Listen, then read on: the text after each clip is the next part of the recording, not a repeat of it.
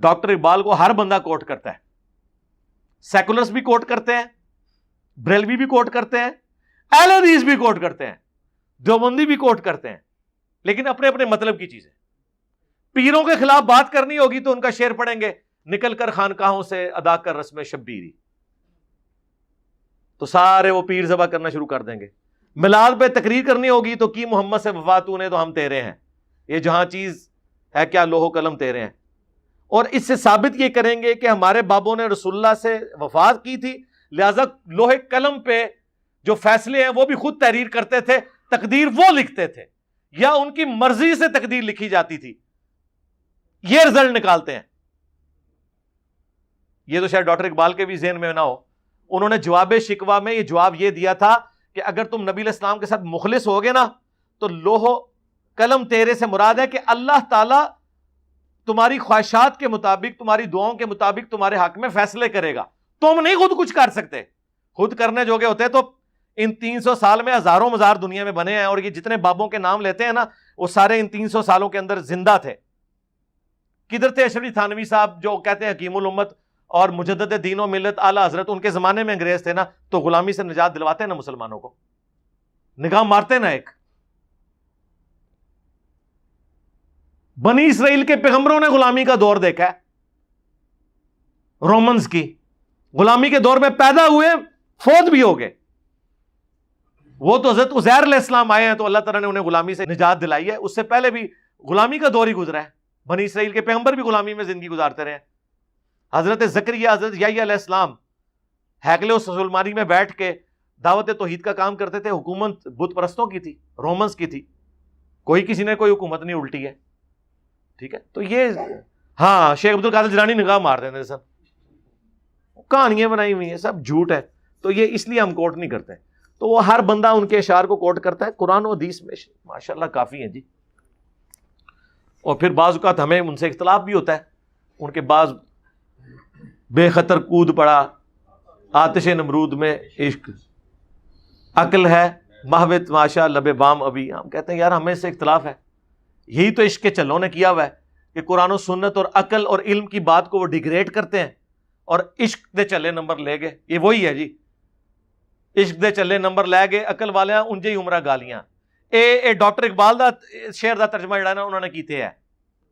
اب مجھے بتائیں کہ کیا ابراہیم علیہ السلام جو ہے وہ آگ میں کودے تھے یا ان کو دھکا پھینکا گیا تھا؟ خود کدھر کودے تھے؟ وہ خودکشی تو حرام ہے. اور دوسرا وہ کہتے ہیں جی عشق کود پڑا اور عقل جو ہے وہ ابھی تک سوچ رہی ہے. یار ابراہیم علیہ السلام نے اپنی عقل ہی استعمال کی تھی. وہ خلیل اللہ تھے. انہوں نے صحیح بخاری میں دعا کی تھی حسبنا اللہ و نعم الوکیل. وہ اپنے ہوش و حواس میں تھے. ٹھیک ہے، انہوں نے عقل سے ڈسیزن کیا تھا. قرآن تو کہتا ہے عقل والے نمبر لے گئے. سورہ زمر میں اللہ تعالیٰ کیا فرماتا ہے کہ علم والے اور بغیر علم والے برابر نہیں ہو سکتے. قل هل يستوي الذين يعلمون والذين لا يعلمون. اے نبی بھلا بتاؤ علم والے اور نا علم والے برابر ہو سکتے ہیں؟ انما يتذكر اولو الالباب. نصیحت تو حاصل نہیں کرتے مگر عقل والے. وہاں علم کا ذکر کیا اور ساتھ ذکر کس کا کیا؟ اس کا مطلب ہے علم کا تعلق عشق کے ساتھ نہیں، کس کے ساتھ ہے؟ قرآن سے ثابت ہو گیا. اب میں آپ کے شعر لے کے بیٹھا رہوں؟ علم کا تعلق عقل کے ساتھ ہے. اب علم کے فضائل میں جتنی باتیں قرآن و سنت میں ہے نا وہ عشق کے کیٹیگری میں نہیں آئیں گی، عقل کی کیٹیگری میں آئیں گی. قل رب زدنی علما. اے نبی عرض کرو اے اللہ میرے علم میں اضافہ کر دے. میرے عشق و سرور میں اضافہ کر دے نہیں ہے، علم میں اضافہ کر دے. علم کو اللہ تعالیٰ نے بنیاد رکھا ہے. انما یخشی اللہ من عبادہ العلماء. اللہ کی خشیت اور معرفت اہل علم کو ہے، اہل عشق کو نہیں.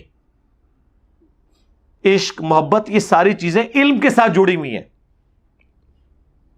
علم کے بغیر یہ ساری چیزیں فضول ہیں جب تک آپ اپنی عقل استعمال نہیں کریں گے. آپ کے جی میرا عشق تو کہتا ہے میں تو پیغمبروں کے بغیر اللہ تک پہنچنا چاہتا ہوں، میں پیغمبروں کا وسیلہ بھی نہیں ڈالنا چاہتا، میری توحید اتنی کامل ہے. تو ہم کہیں گے تیری توحید شیطانی توحید ہے.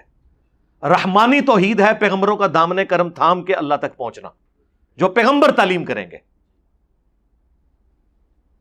لیکن وہ کہ نہیں جی میرا عشق تو کہتا ہے کہ میں اللہ اور اپنے درمیان کسی پیغمبر کو بھی ماننے کے لیے تیار نہیں ہوں. تو عشق میں تو بڑا اچھا جملہ لگتا ہے. عشق میں یہ بھی بڑا اچھا جملہ لگتا ہے کہ نہ مجھے جنت کی لالچ ہے نہ جہنم کا خوف ہے، بلکہ میں اللہ کی محبت کی وجہ سے اس کی عبادت کرتا ہوں. تو سرکار اگر یہ چیز ہے تو قرآن میں یہ کہیں لکھی ہوئی ہوگی نا. ٹائم قیامت تک جو آیت کڈو، اس کے الٹ آپ کو آیات قرآن میں دکھا دیتے ہیں. ربنا اصرف عنا عذاب جہنم ان عذابها کان غراما. اللہ نے کہا ہے میرے نیک بندے وہ ہیں کہ جو دعائیں مجھ سے کرتے ہیں، اے رب ہم سے جہنم کا عذاب پھیر دے، یہ ہمارے گلے کا پھندا بن چکا ہے، ہر وقت لٹکتی تلوار ہے، اللہ ہمیں سے بچا لے. اور ہمارے پیغمبر سنن نبی داؤد میں حدیث ہے، دعا سکھا رہے ہیں اللہم اجرنی من النار. اور سورہ الف لام میم سجدہ میں اللہ نے فرمایا ہمارے نیک بندے خوف اور طمع کے ساتھ ہمیں پکارتے ہیں. خوف کس کا؟ اللہ کی ناراضگی کا، جہنم کا. اور طمع کس کا؟ اللہ کی رضامندی کا اور جنت کا. یہ جنت کی لالچ ہمیں کس نے دی؟ شیطان نے یا اللہ نے؟ تو اس کا مطلب ہے کہ اللہ تعالیٰ ہمیں غلط چیز کی لالچ دے رہا تھا. تو پھر جنت کی توہین کرنا، جنت کو ڈیگریڈ کرنا، کیا یہ رحمانی توحید ہے یا شیطانی توحید ہے؟ تو سارے صوفیاء یہی کرتے رہے. اور جی رابعہ بصریہ کے بارے میں ایک ہاتھ میں انہوں نے لوٹا اٹھایا ہوا تھا، ایک ہاتھ میں جناب وہ آگ اٹھائی ہوئی تھی، سلگتے ہوئے کوئلے. کسی نے پوچھا کدھر جا رہی ہو؟ انہوں نے کہا جی یہ اس لوٹے سے میں جہنم کو بجھانے. جہنم بجھدا ہے؟ او عقل دی گل کر پلیے لوکے. اور اس سے جنت کو آگ لگانے. جنت کو تو فنا ہے نہیں سر، وہاں تو آپ فروٹ بھی توڑیں گے تو دوبارہ نکل آئے گا. بخاری مسلم میں حدیث ہے، نماز کسوف میں حضور آگے بڑھے، ہاتھ اٹھایا، واپس کیا. صحابہ نے کہا یا رسول اللہ یہ نماز میں آج آپ نے نیا عمل کیا. فرمایا میں نے جنت دیکھ لی. کدھر نگاہ پہنچی؟ ساتوں آسمانوں کے اوپر اللہ نے دکھائی. میں نے انگوروں کا ایک گوشہ دیکھا، توڑنے کا ارادہ کیا، اور اگر میں توڑ لیتا تم ہمیشہ کھاتے رہتے، فنا نہ ہوتا. کیونکہ جنت کو فنا نہیں ہے، جنت ہمیشہ کے لیے. تو اب اس سے کوئی پوچھے کہ کون سا کوئلہ ایسا بنا ہے کہ جو جنت کو ختم کر سکتا ہے؟ زمین و آسمان کی ساری مخلوقات، سارے فرشتے، سارے پیغمبر مل کے بھی، یہ بفرض محال میں کہہ رہا ہوں، جنت کو تباہ نہیں کر سکتے. زمین و آسمان کے سارے پیغمبر، فرشتے، جنات مل کے بھی جہنم کو بجھا نہیں سکتے. کو بات کریں تو اس پہ میں نے بولا تھا کہ ہم رابعہ کا عقیدہ نہیں رکھتے، ربیہ کا عقیدہ رکھتے ہیں. جو مسلم شریف میں حدیث ہے، ایک ربیہ نامی صحابی تھے، حضور کو وضو کروایا کرتے تھے. ایک دن سمندر رحمت جوش میں آیا، آپ نے فرمایا سل ربیہ، مانگ کیا مانگتا ہے؟ اور وہ تیاری کر کے بیٹھا تھا. ہائے ہائے. اس نے کہا یا رسول اللہ جنت میں آپ کا پڑوس. حضور نے کہا کچھ اور بھی مانگ لے. انہوں نے کہا یا رسول اللہ یہی. اب اس سے بڑی بات تو ایک ہی ہے، کوئی اور مانگی جا سکتی ہے، لیکن وہ مانگنا حرام ہے کہ یا اللہ مجھے پیغمبر بنا دے. وہ واہ بھی ہے، وہ کسبی نہیں ہے، یعنی محنت سے حاصل نہیں ہو سکتی. کائنات کی سب سے بڑی دعا یہ ہے کہ اللہ مجھے پیغمبر بنا دے، لیکن یہ دعا کرنا حرام ہے. اس کے بعد بڑی دعا کائنات میں یہ ہے کہ مجھے پیغمبروں کا پڑوس مل جائے. ٹائم قیامت تک ہے سب کے پاس. اس سے بڑی کوئی دعا ہے نا اس کائنات میں تو مجھے بتانی ہے آپ نے.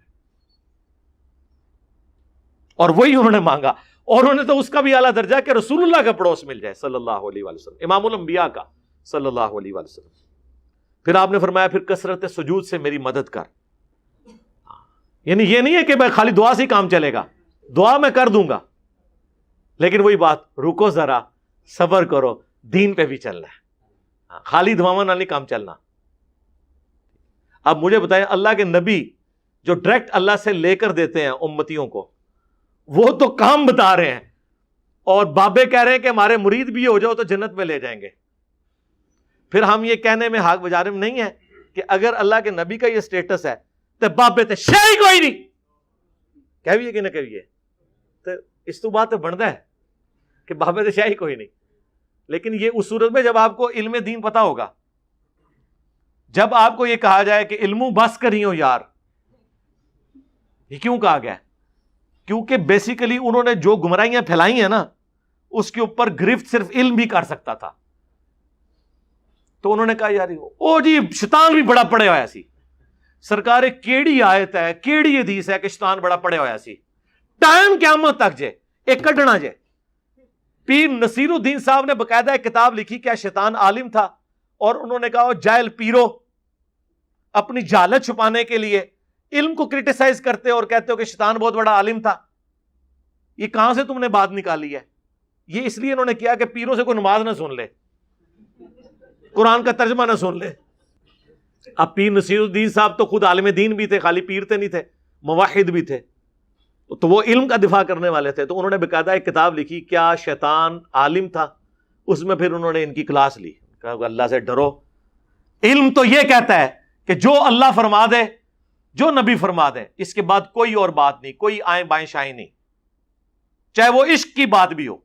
مجھے بتائیں، جو ابو داؤد اور ابن ماجہ میں حدیث ہے، ایک صحابی نے حضور کو سجدہ کیا تھا، یہ عشق کا سجدہ تھا نا، تو حضور نے وہ قبول کر لیا. فرمایا سر اٹھا، یہ کیا کر رہا ہے؟ یا رسول اللہ ہیرا گیا تھا، وہاں لوگ اپنے سردار کو سجدہ کرتے ہیں. آپ فرمایا جب میں مر جاؤں گا تم میری قبر سے گزرو گے، کیا میری قبر پہ بھی سجدہ کرو گے؟ نہیں یا رسول اللہ. اچھا، اس کا مطلب ہے وہاں تک تو قبر کے سجدے کو برا سمجھا جاتا تھا. سجدہ تعظیمی، سجدہ عبادت، یہ تفریقات ڈسکس نہیں ہوتی تھی.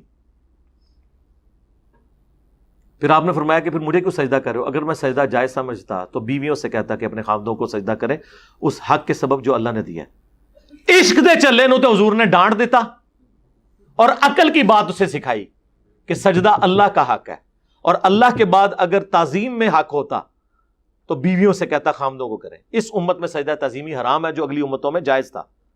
حضرت یوسف کو ان کے بھائیوں نے کیا، آدم علیہ السلام کو فرشتوں نے کیا. ختم نبوت کی برکت سے کشف و الہام ختم ہوا اور توحید کامل ہوئی کہ سجدہ تعظیمی بھی اس امت میں.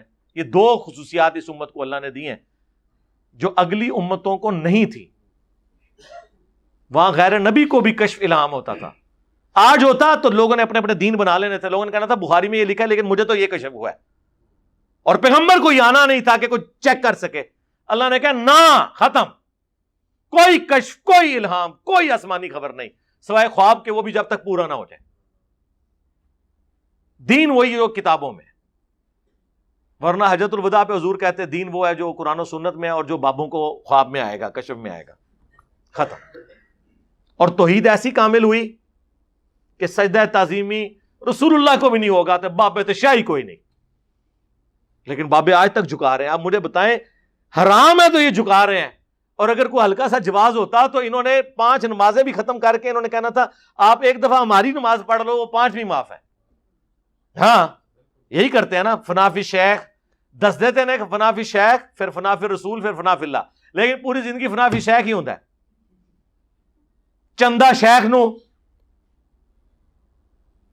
گفٹ شیخ نو، اور شیخ کر دے مر جاندے نے. اور آخرت بن جاتی تو پھر بھی صبر آ جاتا، آخرت میں شیخ کے ساتھ ہی ہو گئے.